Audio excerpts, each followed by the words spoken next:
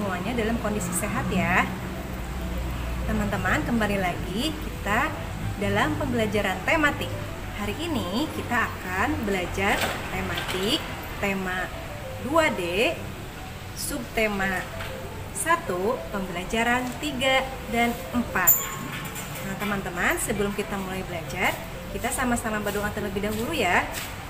Sikap berdoa, tangan diangkat, kepala ditundukkan, hati dikhusyukkan. Doaan, raditu billahi robba, wabil islami dina, wabi muhammadin nabiyya wa rasula, rabbi zidni ilma, warzuqni fahma, Allahumma anfa'ni bima 'allamtani, wa 'allimni ma yanfa'uni, wa zidni ilma. Baik teman-teman, selamat belajar dan selamat menyimak video pembelajaran berikut ini. Hai teman-teman, kembali lagi bersama Bu Elni di pembelajaran tematik. Nah teman-teman, sekarang kita belajar SPDP ya. Nah, materi yang kita bahas kali ini adalah tentang kuat lemahnya nada. Teman-teman sudah pernah kan mempelajari hal ini di pembelajaran sebelumnya? Nah, sekarang kita akan mempelajari kuat lemahnya nada dalam sebuah lagu. Teman-teman di pembelajaran sebelumnya, teman-teman sudah mempelajari sebuah lagu yaitu judulnya Bersih dan Sehat ciptaan A.T. Mahmud. Nah, yuk sekarang kita simak lagi lagu tersebut ya teman-teman. Selamat menyimak. Jagalah lingkunganmu agar bersih selalu. Jagalah lingkunganmu agar sehat selalu. Kebersihan bahkan kesehatan, kesehatan sangat diperlukan. Hidup bersih menjadikan sehat, hidup sehat kerja pun giat. Teman sudah menyimakkan barusan lagu Bersih dan Sehat ciptaan A.T. Mahmud. Nah sekarang kita akan coba amati nada lagu tersebut. Mana sih nada yang termasuk nada yang kuat dan mana nada yang lemah. Nah nada yang kuat itu biasanya berada pada ketukan pertama dalam sebuah birama. Nah, coba kita lihat berikut ini atau lirik lagu yang tadi. Nah, nada yang ibu beri tanda itulah nada yang dinyanyikan dengan kuat atau memiliki nada yang kuat. Nah, sedangkan nada setelahnya itu memiliki nada yang lebih lemah daripada nada yang di awal sebuah birama. Seperti itu ya teman-teman. Dilanjutkan ya teman-teman. Sekarang kita di pembahasan bahasa Indonesia. Pada pembahasan kali ini teman-teman, kita akan bersama membahas tentang ayo bermain peran, bercerita, serta membaca. Teman-teman dapat memperhatikan lafal dan intonasi yang tepat dalam membaca. Sekarang, teman-teman simak video berikut ini. Selamat menyimak.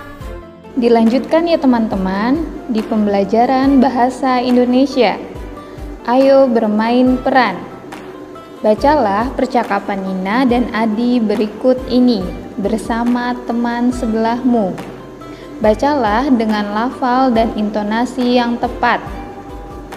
Hari sudah sore, Kak. Ayo kita masuk ke dalam.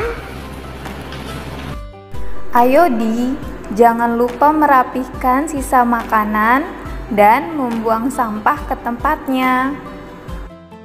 Mengapa kita harus membuang sampah ke tempatnya, Kak? Sampah akan berserakan dan menyebabkan rumah kotor. Lalat akan hinggap di tempat yang kotor itu. Apa akibatnya jika banyak lalat di rumah, Kak? Lalat membawa kuman.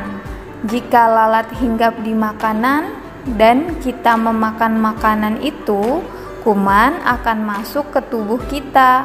Akibatnya, kita bisa sakit, Di. Amatilah gambar berikut ini. Bagaimana pendapatmu tentang keadaan ruang pada gambar? Sekarang, dengarkan cerita berdasarkan gambar tersebut ya teman-teman. Ruangan dapur rumah Ibu Tati terlihat kotor. Ada banyak sampah berserakan, sehingga menimbulkan bau tidak sedap dan mendatangkan banyak lalat yang dapat meninggalkan kuman penyebab penyakit. Ayo membaca. Bacalah teks berikut dengan lafal dan intonasi yang tepat. Sekarang teman-teman coba simak ya cara membaca teks berikut ini. Halaman rumah itu tampak kotor. Rumput dan tanaman tidak terawat. Banyak sampah berserakan. Sampah dihinggapi lalat. Halaman rumah yang kotor menjadi sarang penyakit. Hai teman-teman, kali ini kita akan belajar tentang mengenal bangun datar. Nah, di kelas 1 teman-teman sudah belajar tentang bangun datar kan? Nah, sekarang kita akan mengingat kembali ya contoh-contoh bangun datar. Ada contohnya apa saja ya teman-teman? Nah, Ibu memiliki beberapa contoh bentuk bangun datar nih teman-teman. Di antaranya yang pertama, ada bangun datar apa nih teman-teman namanya? Bentuknya apa? Persegi. Ini contoh bangun datar yang berbentuk persegi. Kemudian yang kedua ada lagi contoh bangun datar berbentuk apa teman-teman? Persegi panjang. Hebat sekali. Selanjutnya ada contoh bangun datar berbentuk apa? Segitiga. Betul. Nah, selanjutnya ada lagi contoh bangun datar yang berbentuk. Nah, ini adalah contoh bangun datar yang berbentuk jajar genjang. Ini namanya jajar genjang ya, teman-teman. Selanjutnya ada lagi contoh bangun datar yang berbentuk seperti apa ya? Ini bentuknya seperti atap rumah ya, teman-teman. Ini namanya bangun datar trapesium. Dan ada lagi contoh bangun datar berbentuk seperti bentuk mainan anak laki-laki ya. Apa namanya teman-teman? Layang. Pinter. Alhamdulillah teman-teman masih banyak yang ingat ya contoh-contoh bentuk bangun datar. Nah, selanjutnya Ibu juga akan menjelaskan kepada teman-teman letak-letak sudut, titik sudut, sisi, dan ruas garis yang terdapat di dalam bangun datar. Nih, teman-teman bisa perhatikan ya. Yang pertama, ada bangun datar berbentuk persegi. Nah, di sini ada sisi atau ruas garisnya teman-teman. Ini namanya sisinya, sisi bagian atas, sisi bagian sebelah kiri, sisi bagian bawah, dan sisi bagian sebelah kanan. Sisi atau ruas garis sama ya teman-teman. Kemudian selain sisi atau ruas garis, bangun datar persegi juga memiliki sudut. Nah, ini dia sudutnya teman-teman. Sudut itu ada di ujung ya teman-teman. Pertemuan antara dua buah garis ada sudutnya teman-teman. Yang di ujung ini namanya sudut. Nah, pertemuan antara garis yang atas dan garis sebelah kiri juga ada sudut. Kemudian pertemuan antara ruas garis yang atas dengan ruas garis sebelah kanan juga ada sudutnya. Dan yang terakhir ada juga titik sudutnya teman-teman. Titik sudut itu ada tempatnya ada di paling ujung. Di setiap ujung-ujung sudut. Di ujungnya sini ada yang namanya titik sudut. Ada lagi teman-teman contoh selanjutnya. Ada contoh bangun datar persegi panjang. Nah, bangun datar persegi panjang juga memiliki sisi dan ruas garis teman-teman. Ini namanya sisi dan ruas garis sebelah kiri. Kemudian yang ini sisi dan ruas garis bagian atas. Yang ini sisi dan ruas garis bagian sebelah kanan. Dan yang ini sisi dan ruas garis bagian bawah.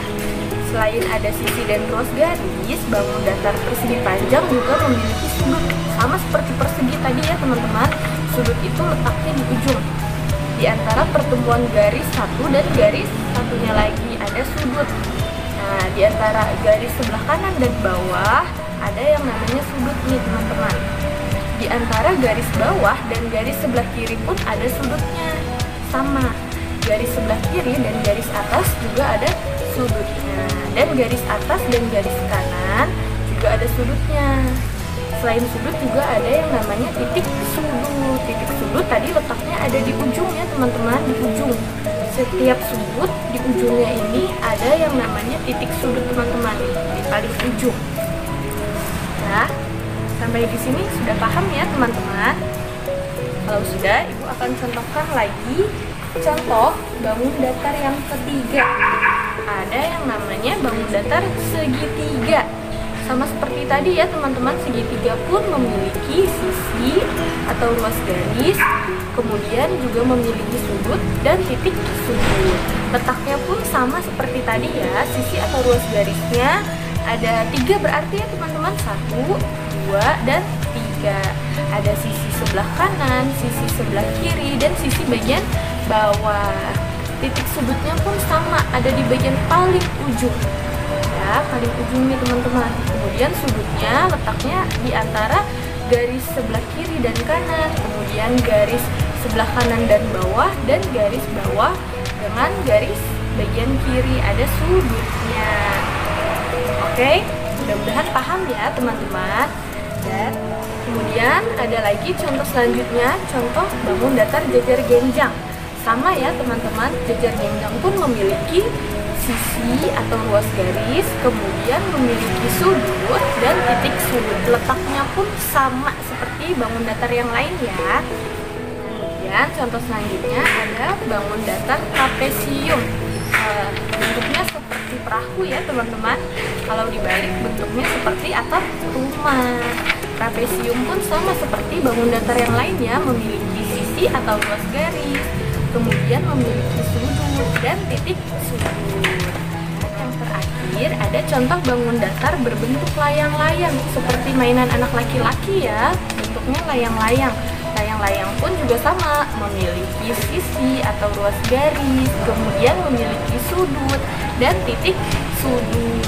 Jumlahnya ada berapa ya sudutnya teman-teman? Coba kita hitung bersama.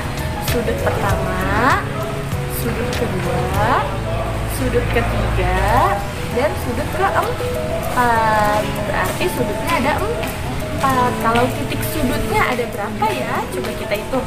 Titik sudut pertama, titik sudut kedua, titik sudut ketiga, dan titik sudut keempat.